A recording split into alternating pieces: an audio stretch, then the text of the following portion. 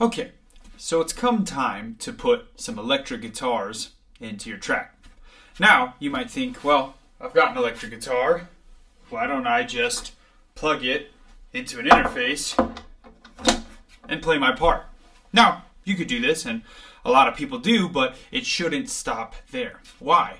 Because we are not used to hearing electric guitars from a single source. This doesn't fit in my ear. No. When we think of electric guitars, we think of hearing them through an amplifier.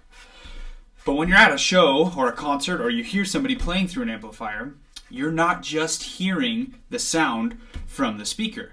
You're hearing that sound plus the reflections from all around the space you're in. So one of the best things you can do for your guitar in your track is create a space for it to be in. There's a lot of ways you can do this, but I'm going to show you one of them today. All right, so we open up a session. We've got our guitar file here. Here's what this one sounds like.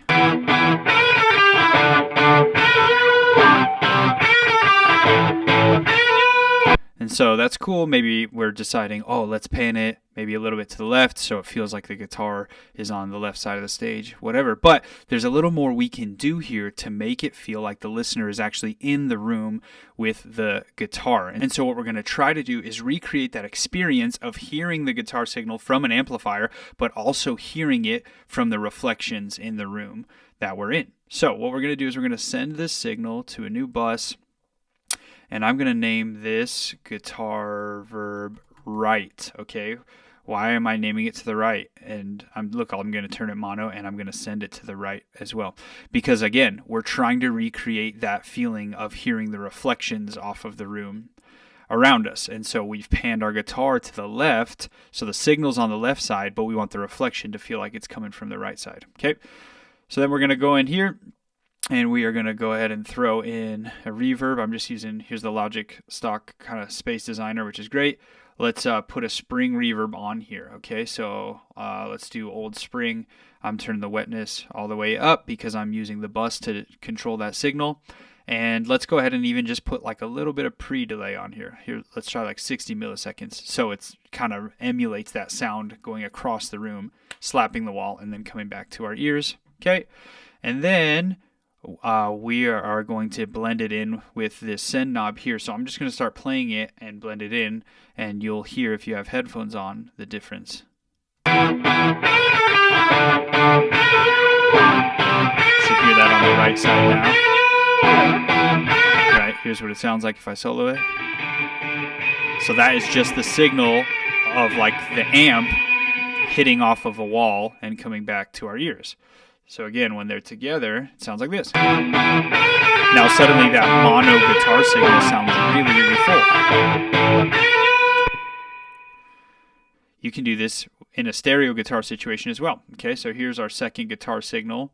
So if we have this one panned like over here to the left and we got this one panned to the right, we're going to do the exact same thing, but just sending it to the opposite way. So I've got already guitar verb right. Let me put on a guitar verb left.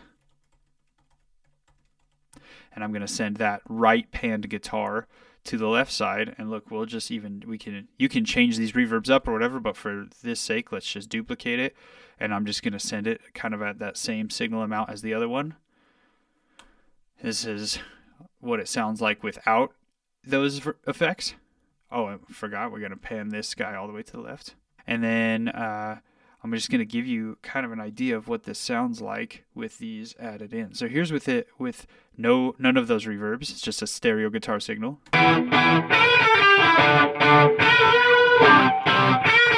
Sounds pretty cool, but check this. Now there's a dimension that the guitar exists in. And you can take it a step further, right? I would even cut some of the high and lows on these reverbs. And that kind of gives it even a more focused sound. You can use special reverbs to do, kind of control the early reflections to make that space feel even deeper. But you can totally tell this one trick makes that guitar seem so much bigger.